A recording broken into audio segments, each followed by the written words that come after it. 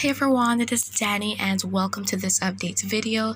I hope you're doing great, and we're going to be taking a look at what is going on across the North Atlantic. As you can see, there is a new area which is marked over in the Bay of Campeche. So we're going to be looking at that as well as 92L, which continues to try to get itself together, maybe becoming a tropical depression by the middle of the week. And also there's that tropical wave in the Caribbean which continues to produce some periods of heavy rainfall which may impact Jamaica through today. So we'll be looking at that coupled with what is going on over in the Eastern Pacific, the latest on the two active tropical storms. And so let's go ahead and we'll be kickstarting with the Eastern Pacific. So here we are looking at these two active tropical storms. So that is Max. So previously known depression 16 has intensified into tropical storm Max, and it has actually strengthened while approaching the Mexican coast. So let's go on to the cone forecast. We're seeing that it is not going to be lasting long as a tropical cyclone because it may dissipate by tomorrow, but maximum sustained winds as of now are 50 miles per hour, and it is moving up to the north at 6 miles per hour. So it's not moving very quickly, but those tropical storm conditions will be bearing down on portions of southwest Mexico. That heavy rainfall could trigger flooding and even mudslides as well, especially in those hilly areas, those areas of high terrain. So I hope that everyone will be okay through this. And also, as we're going to be heading into tomorrow, LIDIA will be bringing impact as well. So the National Hurricane Center is expecting that the storm will manage to strengthen into a hurricane, but it has weakened again. We can see here that maximum sustained winds are 65 miles per hour. It was at 70, and it is moving to the northeast at 5 miles per hour. It will gradually move a bit faster as it makes its way to the northeast, but we can see that several areas are under those watches and warnings. So highlighted in red is a hurricane warning which is in effect for Las Islas Marias. So there could be hurricane conditions as we head into the next 36 hours, and then a hurricane watch that is in pink, that is in effect for Playa Perula to Mazatlan, and then a tropical storm watch that is in yellow is in effect for Mazatlan to Bahia Timpehuaya and Manzanillo to Playa Perula. So those areas are likely to experience tropical storm conditions within 48 hours. So we can see here that LIDIA will be bringing these impacts, the storm surge, the heavy rainfall, the gusty winds as well, but the rainfall is the main concern with all that flooding, the mudslides that are going to be a problem. So that is what is expected of LIDIA as we're going to be heading into tomorrow and even into early Wednesday, and eventually what is left of it could continue up to the northeast as I've been talking about for the past couple of days. And with that new area which is marked in the Gulf, let's head over into the Atlantic now. So there we can see it over the southern Gulf, the Bay of Campeche. There we can see that 10% chance of formation. Now I'm not expecting anything to become of this area in terms of any tropical cyclone development because of the wind shear. Let's look at the wind shear map. Here we can see those red lines.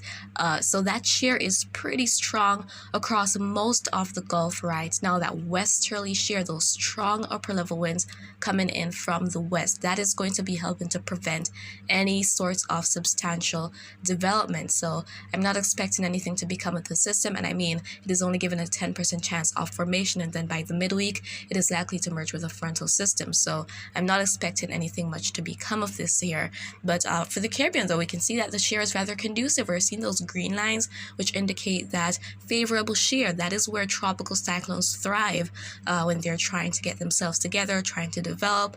So that's that. Let's move on to 92L. Here we can see it, an 80% chance of development, so the formation chance remains pretty high for this. Again, as we head to the midweek, it might manage to become a tropical storm. Let's go on to some model data, and we're looking at the track guidance. Here we can see that all of these models are expecting that northwestward or that west-northwestward track of the system eventually. So it is not expected to be a problem for the Caribbean because there isn't a dominant high pressure area out there to steer it continually west. And then going on to the model intensity guidance, again we can see that most models expect that it will make it to tropical storm status.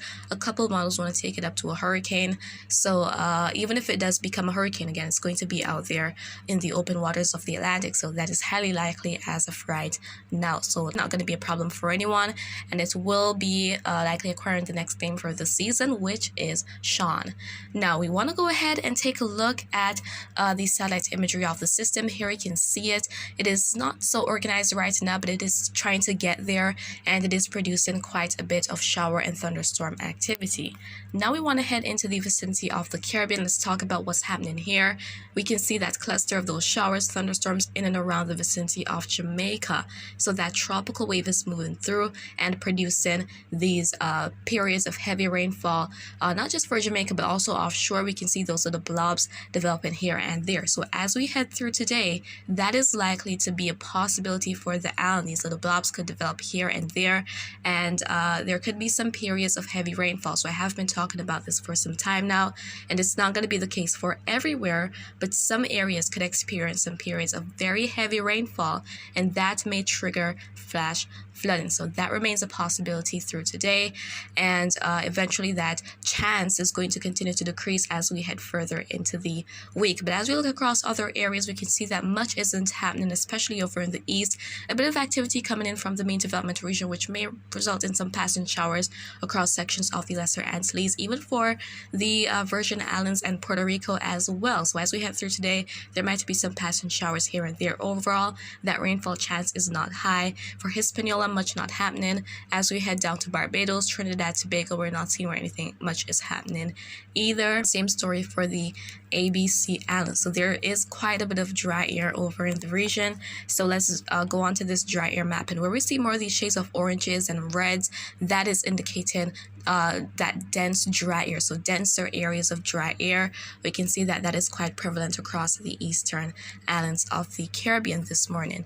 Now, as it relates to rainfall activity through today, again, there could be some periods of heavy rainfall across portions of Jamaica and even up to Cuba and Haiti as well, especially southern Haiti, and across Central America. We are seeing that it is pretty colorful over there, so there could be periods of heavy rainfall there as well, especially as we head to this afternoon. Same story down in Colombia and in some spots across Venezuela, but as you can see down in the Guyanas, much is not expected. As per usual, it's pretty dry. That has been the trend, and it has actually been forecast. So I actually showed the updates from the Climate Prediction Center, and that they were showing that there would be a decent chance of below average rainfall activity, some drier conditions, and that is exactly what we're seeing across the area.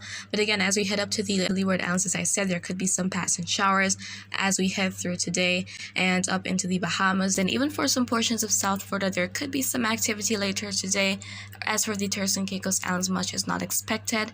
And going to the Cayman Islands, if we should look to Little Cayman and Cayman Brac, we're seeing that those islands are very close to those brighter colors, which indicate more rainfall activity. So maybe some heavy rainfall near the islands, maybe just offshore, maybe actually affecting the islands as we're going to be heading through today. So that is going to be a possibility, but we see that for Grand Cayman, much is not anticipated.